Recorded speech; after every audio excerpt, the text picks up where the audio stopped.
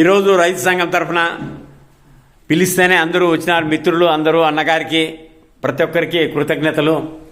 మనం ఇదే విధంగా ఎప్పుడైనా కానీ ఈ సమావేశాలు ఏర్పాటు చేసుకునేటప్పుడు తప్పకుండా వచ్చి మనము రైతులకు సహాయం చేయాలా, గిట్టుబాటు ధరల కోసం మనం ప్రయత్నం చేస్తున్నాం.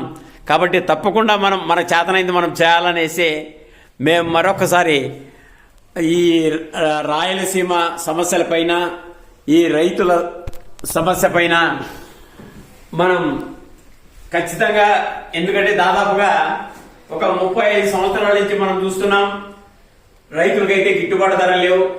మనం ఖచ్చితంగా దీని మీద మరొక రేపు నెల మీటింగ్ పెట్టుకొని ఖచ్చితంగా రాబో దినాల్లో మనం ప్రతి మండలానికి కూడా పోయి రైతులకు మెయిన్ పాయింట్ ఏంటంటే ఇప్పుడు పండుతున్న పంటలకు గిట్టుబాటు ధరలు, మరి అదే తరహాలోనే సాగునీరు కూడా ఖచ్చితంగా కావాలా. సాగునీరు ఏ విధంగా అంటే కాశ్మీర్ నుంచి కన్యాకుమారి వరకు మరి మీరు ఏ విధంగా రైలు నడుపుతున్నారో అదే తరహాలోనే ప్రతి రైతు కూడా నీళ్లు ఇవ్వాలని చెప్పేసి మేము రైతు సంఘం తరఫున కోరుతున్నాం. మరి కేంద్ర రాష్ట్ర ప్రభుత్వాలు ఇక్కడైనా కూడా ఆలోచన చేసేసి ప్రతి పంటకు కూడా గిట్టుబాటు ధర కావాలా. ఇంచుమించు 600 రకాల రైతు పంట పండిస్తున్నాడు. కాబట్టి ప్రభుత్వం ఆలోచన చేసి ప్రతి పంట కూడా గిట్టుబాటు ధర కావాలని చెప్పేసి మేము ప్రభుత్వాలు, కేంద్ర రాష్ట్ర ప్రభుత్వాలు కోరుతున్నాం.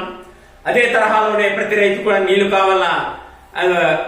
వాజ్పేయి గారు సుమారుగా 25 సంవత్సరాల కిందటే నదులు అనుసంధానం చేసి ప్రతి రైతు కూడా నీళ్లు ఇవ్వాలని చెప్పి మహానుభావుడు కోరినాడు. మరి ఇప్పుడైనా కూడా బీజేపీ ప్రభుత్వం ఉంది కేంద్రంలో, కేంద్ర రాష్ట్ర ప్రభుత్వాలు తక్షణమే ఆలోచన చేసి నదులు అనుసంధానం చేసి ప్రతి రైతు కూడా నీళ్లు ఇవ్వాలని చెప్పేసి కోరుతున్నాం.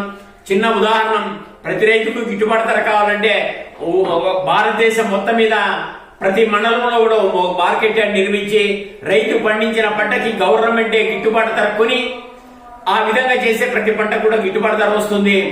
మరి అదే కొనిన పంటని తక్కువ ప్రాఫిట్ పెట్టుకుని వ్యాపారస్తులకు అమ్మితే ఆ వ్యాపారస్తులకు కూడా ముందుగానే గవర్నమెంట్ ఇన్స్ట్రక్షన్స్ ఇచ్చేసి, అయ్యా నీకు ₹1 ఇస్తున్నాము, నువ్వు ₹1.5 మాత్రమే అమ్మాలా, ₹1.30 ₹2 అమ్మినావంటే నీ లైసెన్స్ రద్దు చేస్తామని గవర్నమెంట్ స్ట్రిక్ట్ గా వ్యాపారస్తులకు చెప్తే మరి రైతు బాగుపడతాడు, తినేవాళ్ళు కూడా తక్కువ రేటు తొక్కుతాయి.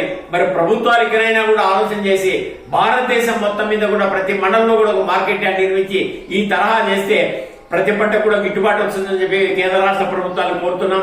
మరి దీన్ని మనం ప్రతి ఒక్కరు ప్రజల్లోకి తీసుకొని పోవాలా. నెక్స్ట్ జనవరి నుంచి కూడా ఈ గిట్టుబాటు ధరల మీద, ఈ సాగునీరు మీద ప్రతి మండలము, ప్రతి గ్రామము మనమంతా కలిసి తిరిగి రైతులను ఎడ్యుకేట్ చేయాలని చెప్పేసి కోరుతున్నాం. మరి ప్రభుత్వాన్ని కూడా కోరుతున్నాం, ప్రతి పంట కూడా గిట్టుబాటు ధర ఇవ్వాలని కోరుతున్నాం. చిన్న ఉదాహరణ, ఎర్రగడ్డలు 140 కోట్ల మందికి ఎంత అవసరమో అదే తరంగా ఎక్స్పోర్ట్ చేయడానికి ఎంత అవసరం ఉంటుందో అదే తరహాలోనే ప్రతి పంట కూడా పండిస్తే ప్రతి పంట కూడా గిట్టుబాటు ధర వచ్చేదానికి అవకాశం ఉంటుంది. కాబట్టి ఇకనైనా కూడా కేంద్ర రాష్ట్ర ప్రభుత్వాలు ఆలోచన చేసి ఈ తరహా చేస్తే భారతదేశం మొత్తం మీద ప్రతి పంట కూడా గిట్టుబాటు ధర వస్తుంది. చిన్న ఉదాహరణ, అమెరికాలో ప్రతి పంట కూడా ముందుగానే ధరలు ప్రకటిస్తున్నారు. అదే తరహాలోనే భారతదేశంలో కూడా ముందుగానే మరి మీటింగ్ సమావేశం అయితే జరిగింది. ఉదయం 10:30 నుంచి ఇప్పుడు 1 గంట అవుతుంది.